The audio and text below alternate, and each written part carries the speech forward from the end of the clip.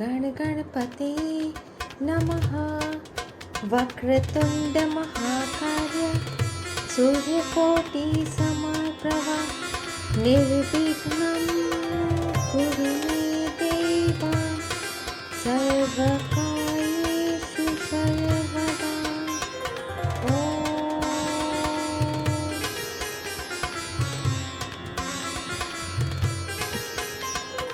चैत्र माह की कृष्ण पक्ष की संकष्टी चतुर्थी व्रत।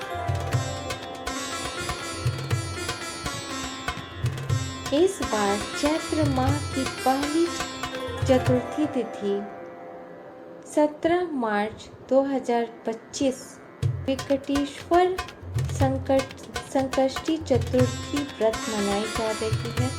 यह व्रत भगवान गणेश को समर्पित होता है।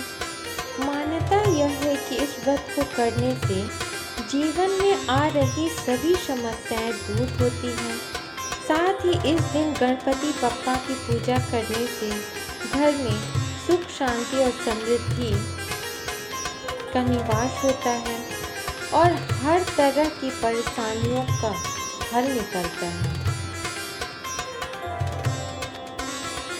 आइए इस बार चैत्र माह की संकष्टी चतुर्थी व्रत की कथा सुनते हैं।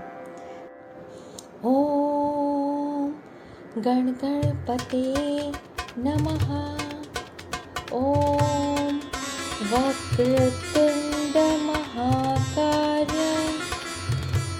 सूर्यकोटि समप्रभा निर्विघ्नं कुरु मे देव सर्वकार्येषु सर्वदा। ओम गण गणपते नमः।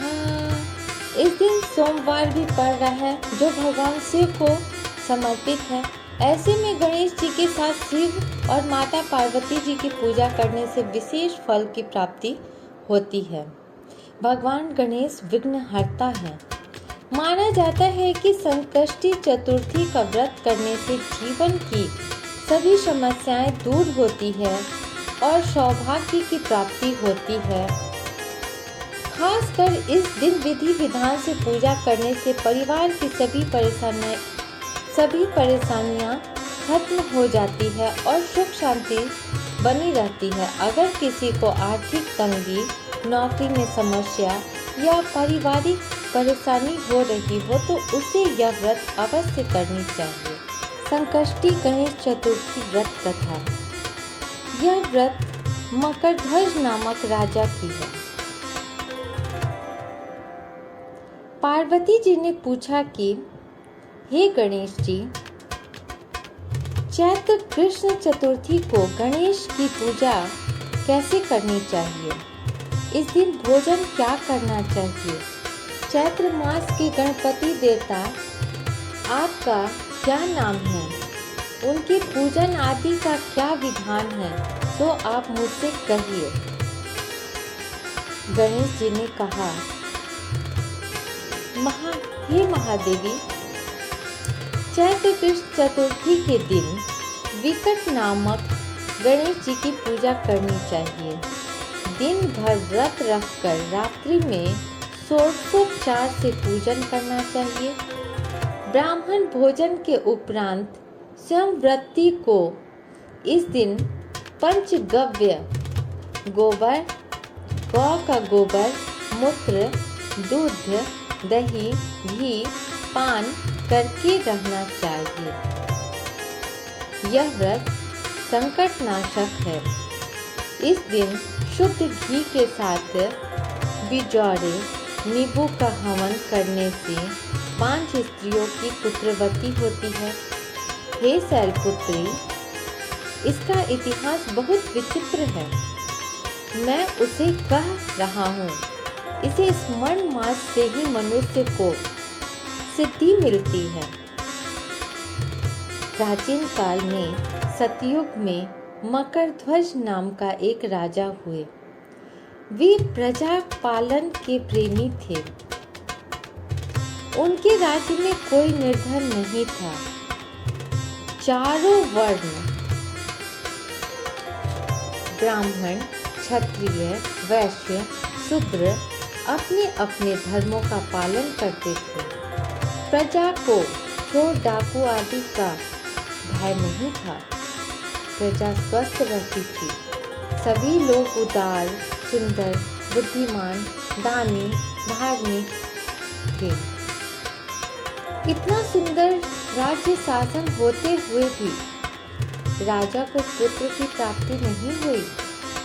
तत्पश्चात महर्षि याज्ञवल्क्य की कृपा से उन्हें कालांतर में एक पुत्र की प्राप्ति हुई।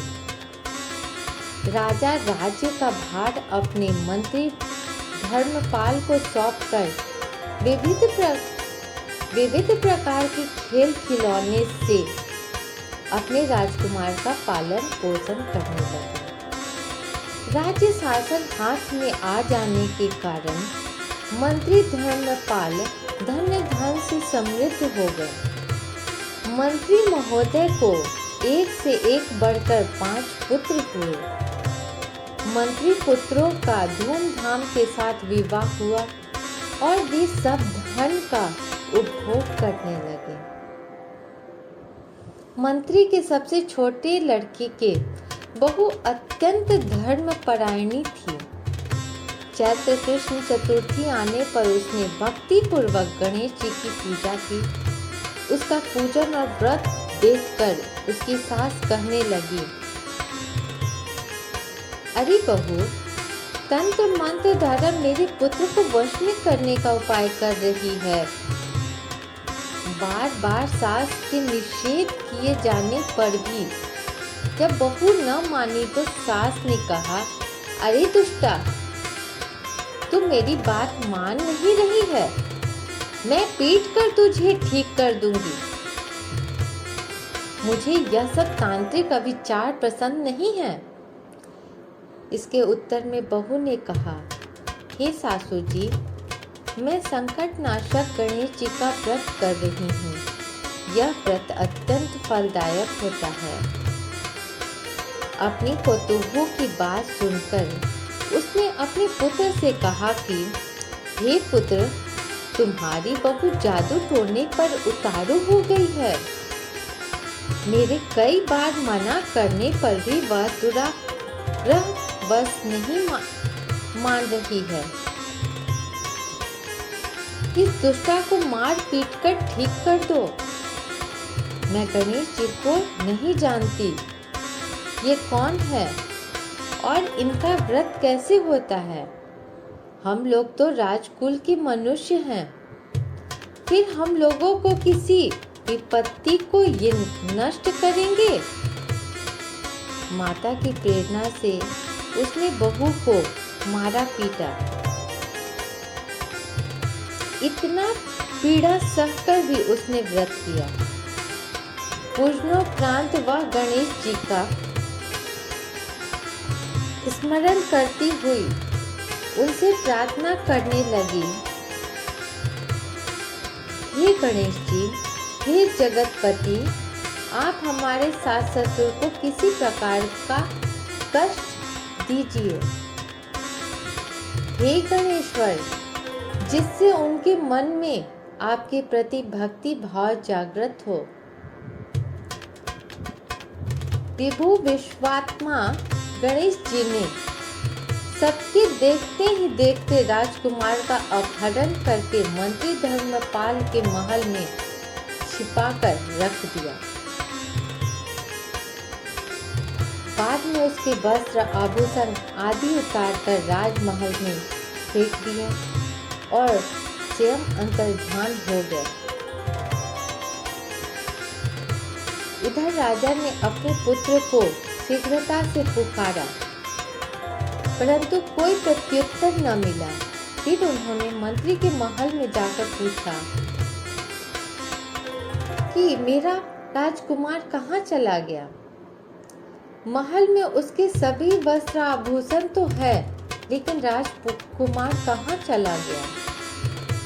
किसने ऐसा निंदनीय कार्य किया है हाय, मेरा राजकुमार कहाँ गया? राजा की बात सुनकर मंत्री ने उत्तर दिया, हे राजन, आपका चंचल पुत्र कहाँ चला गया इसका मुझे पता नहीं है। मैं अभी गांव, नगर, बाग, बगीचे आदि सभी स्थानों में खोज कराता हूँ। इसके बाद राजा अपने सभी नौकरों, सेवकों आदि से कहने लगे कि हे अंगरक्षकों, मंत्रियों, मेरे पुत्र का पता शीघ्र लगाओ। राजा का आदेश पाकर दूत लोग सभी स्थानों पर खोज करने लगे। जब कहीं भी पता न लगा तो आकर राजा ने डरते डरते निवेदन किया कि महाराज, अपहरणकारियों का कहीं सुराग नहीं मिला। राजकुमार को आते जाते किसी ने नहीं देखा। उनकी बातों को सुनकर राजा ने मंत्री को बुलवाया। मंत्री से राजा ने पूछा कि मेरा राजकुमार कहाँ है? हे धर्मपाल, मुझसे साफ साफ बता दे कि राजकुमार कहाँ है। उसके वस्त्र आभूषण तो दिखाई पड़ते हैं, केवल वही नहीं है। अरे नीच, मैं तुम्हारा वध कर डालूंगा, तेरे कुल को नष्ट कर दूंगा, इसमें जरा भी संदेह नहीं है। राजा द्वारा डांट पड़ने पर मंत्री चकित हो गया। मंत्री ने सर झुकाकर कहा कि हे भोपाल, मैं पता लगाता हूँ, इस नगर में बालक अपहरणकर्ताओं का कोई गिरोह नहीं है और न ही डाकू आदि रहते हैं। फिर भी हे प्रभु, पता नहीं किसने ऐसा नीच कर्म किया और न जाने वह कहाँ चला गया। धर्मपाल ने आकर महल में अपनी पत्नी और पुत्रों से पूछा। अपनी सभी बहुओं को बुलाकर भी पूछा कि वह कर्म किसने किया है। यदि राजकुमार का पता नहीं लगा तो राजा मुझे अभागे के वंश का विनाश कर देंगे। ससुर की बात सुनकर छोटी बहू ने कहा कि हे दादाजी, आप इतने चिंतित क्यों हो रहे हैं? आप पर गणेश जी का कोप हुआ है, इसलिए आप गणेश जी की आराधना कीजिए। राजा से लेकर नगर के समस्त स्त्री पुरुष, बालक, वृद्ध संकट नाशक चतुर्थी का व्रत विधि पूर्वक करे तो गणेश जी की कृपा से राजकुमार मिल जाएंगे। मेरा वचन कभी मिथ्या नहीं होगा। छोटी बहू की बात सुनकर ससुर ने हाथ जोड़कर कहा कि हे बहू, तुम धन्य हो, तुम मेरा और मेरे कुल का उद्धार कर दोगी। गणेश जी की पूजा कैसे की जाती है? हे सुलक्ष्मी, मुझे बताओ। मैं मंदबुद्धि होने के कारण व्रत के महात्म्य को नहीं जानता हूँ। हे कल्याणी, हम लोगों से जो भी अपराध हुआ हो उसे क्षमा कर दो और राजकुमार का पता लगा दो। तब सब लोगों ने कष्ट नाशक गणेश चतुर्थी का व्रत करना आरंभ किया। राजा सहित समस्त प्रजाजनों ने गणेश जी का प्रशंसा के लिए व्रत किया। इससे गणेश जी भी प्रसन्न हो गए। सब लोगों के देखते ही देखते उन्होंने राजकुमार को प्रकट कर दिया। राजकुमार को देखकर नगरवासी आश्चर्य में पड़ गए। सब लोग बहुत प्रसन्न हुए। राजा के हर्ष की तो सीमा न रही। राजा कह उठे, गणेश जी धन्य है और साथ ही साथ मंत्री भी, कल्याणी पुतोहू भी धन्य है। साथ ही मंत्री की कल्याणी पुतोहू भी धन्य है, जिसकी कृपा से मेरा पुत्र यमराज के यहाँ से वापस लौट आया। अतः सब लोग इस संतानदायक व्रत को निरंतर विधि पूर्वक करते रहें। श्री कृष्ण जी ने कहा कि हे राजा युधिष्ठिर, त्रिलोक में इससे बढ़कर कोई दूसरा व्रत नहीं है। करो कुल दीपक, आप भी अपने लिए क्लेशों के नाथ इस व्रत को अवश्य कीजिए। श्री कृष्ण जी के मुख से इस कथा को विस्तार पूर्वक सुनकर युधिष्ठिर ने बड़े ही भक्ति भाव से चैत्र कृष्ण चतुर्थी का व्रत किया और गणपति की कृपा से अपने खोए हुए राज्य को पुनः प्राप्त किया। प्रेम से बोलो गजानन भगवान की जय, वेंकटेश्वर भगवान की जय, सांब सदा शिव भगवान की जय।